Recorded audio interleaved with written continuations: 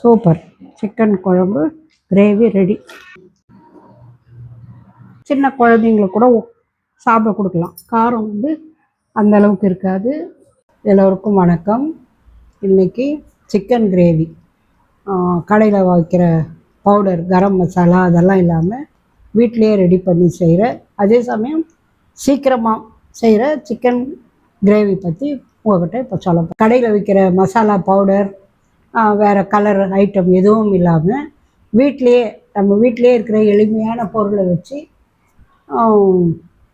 அதை நம்ம வீட்டிலே அரைச்சி, அதற்காக அரைக்கிறதுக்கெல்லாம் ரொம்ப டைமில் ஒரு நிமிஷத்தில் மிக்சியில் போட்டு அரைச்சி இல்லை அம்மியில் லைட்டாக தூள் பண்ணிவிட்டு அதை போட்டாவே கடை மசாலாவோட டேஸ்ட்டு நல்லாயிருக்கும்.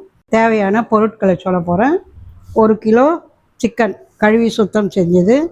இப்போ என்னுடைய சமையலுக்கு முக்கியமான விஷயம் என்னென்னா, இதை நம்ம வீட்டிலே ரெடி பண்ணுற பொருட்கள் நான் எல்லாத்தையும் ஒன்றா வச்சுக்கிறேன், ஆனால் உங்களுக்கு தனித்தனியாக காமிக்கிறேன்.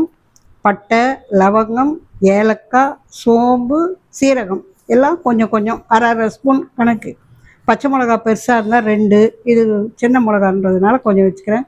இஞ்சி 1 துண்டு, பூண்டு, மிளகு, இது மொத்தத்தையும் நம்ம என்ன பண்ணணும், மிக்சியில் போட்டு பவுடர் பண்ணிக்கணும். அப்படி இல்லையா அம்மியில் அரைச்சி ரொம்ப நைஸாக வேணாம், தூள் பண்ணிக்கணும்.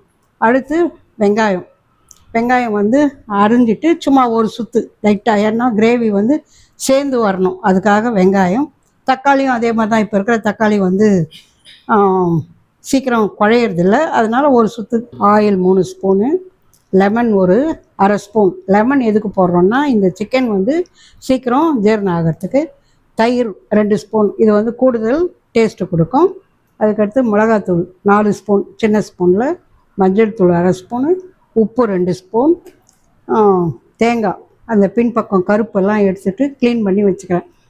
தேங்காயும் இதுவும் இந்த பட்டை லவங்கம் மசாலாவும் ரெண்டுத்தையும் அரைச்சிட்டு பண்ண பிறகு நான் உங்களுக்கு செஞ்சு காமிக்கிறேன். முதல்ல கேஸ் அடுப்பை பற்ற வச்சுக்கணும், குக்கரை வச்சுக்கணும். முதல்ல 3 ஸ்பூன் ஆயில் ஊற்றணும். நம்ம பவுடர் பண்ணி வச்ச பட்டை, லவங்கம், இஞ்சி, பூண்டு, ஏலக்காய், சோம்பு, மிளகு, சீரகம் எல்லாத்தையும் இந்த எண்ணெயில் போட்டுக்கணும்.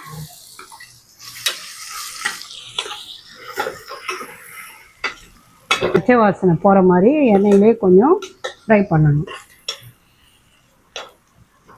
அதுக்காக ரொம்ப கருகிற அளவுக்கெல்லாம் பண்ணக்கூடாது. ஓரளவுக்கு அந்த பிறகு வெங்காயம் போட்டுடணும். வெங்காயமும் அதே மாதிரி தான், ரொம்ப டீப் ஃப்ரை பண்ணாத, ஓரளவுக்கு வதங்கணும். அதே மாதிரி வெங்காயம், இஞ்சி, பூண்டெல்லாம் எது சமையலுக்கு எப்படி வதக்கணுமோ அது மாதிரி வதக்கணும். இதுக்கெல்லாம் ரொம்ப வதக்கணுன்ற அவசியம் இல்லை. ரொம்ப வதக்கணும்னா அதனுடைய டேஸ்ட்டு, குழம்பு இல்லையா கிரேவி டேஸ்ட் வந்து மாறும். அதனால் இந்த அளவுக்கு இது இன்னும் கொஞ்சம் ஒரு நிமிஷம் இது வதக்கினா போதும். இது பிறகு நம்ம வச்சுருக்கிற சிக்கனை கொஞ்சம் கொஞ்சமாக இதில் சேர்த்துக்கணும். சிக்கன் மொத்தம் இதில் சேர்த்தாச்சு. இது ஒரு நிமிஷம், ரொம்ப வதக்கணுன்றதில்லை. அந்த எங்கள் அம்மா சொல்லுவாங்க, நீர் சுண்டனா போதும், இந்த மாதிரி கொஞ்சம் லைட்டாக வதக்கணும்னா போதும்.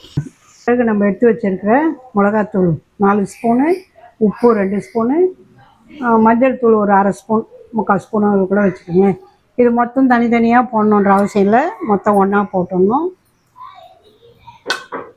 முடிஞ்ச அளவுக்கு நான் வந்து என்ன பண்ணுவேன், தக்காளி வந்து வதக்க மாட்டேன். ஏன்னா தக்காளி வதக்கும் போது சிக்கன் வதக்க முடியாது. அதனால் இதுக்கு பிறகு தக்காளி இதில் அப்படியே சேர்த்துக்கணும். தயிர் கொஞ்சம் வச்சுருக்கோம் பாருங்க, அந்த தயிரும் சேர்த்துக்கணும். ஓரளவுக்கு கலக்கியாச்சு. இதுக்கு பிறகு இதுக்கு தேவையான தண்ணீர் சேர்த்துக்கணும். தண்ணீர் என்னென்னா சாதத்தில் பிசைஞ்சு சாப்பிட்ற மாதிரி இருக்கிறதுனால தண்ணி கொஞ்சம் அதிகமாகவே சேர்த்துக்கலாம். 2 சேர்க்குறேன், சேர்த்துட்டு கலக்கிறேன். பரவாயில்ல, இன்னும் ஒரு அரை டம்ளர் ஊற்றுறேன். வெயிட் போட்டு ரொம்ப நேரம் ஆகிடுச்சு. வெயிட் வந்து ரிலீஸ் ஆகிடுச்சு. இப்போ ஓப்பன் பண்ணலாம். இப்போ ஓப்பன் பண்ணுறேன். 90% ப்ராசஸ் முடிஞ்சிடுச்சு. இப்போ கலக்கி காமிக்கிறேன்.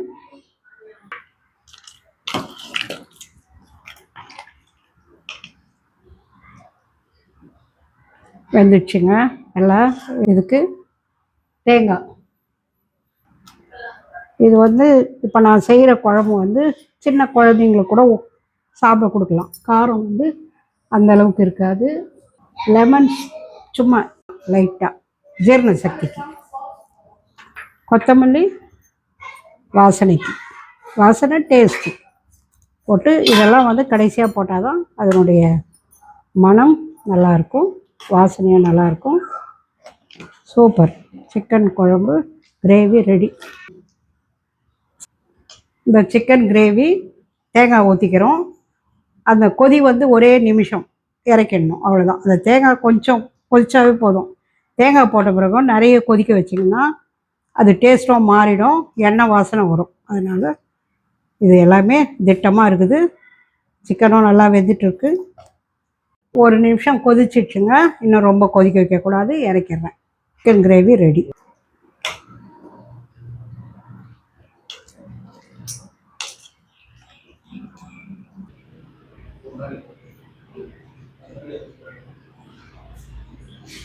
சாதம் ரெடி ஆயிடுச்சு, சிக்கன் கிரேவியும் ரெடி ஆயிடுச்சு. இப்போ எப்படி இருக்குன்னு உங்களுக்கு டேஸ்ட் பண்ணி காமிக்கிறேன்.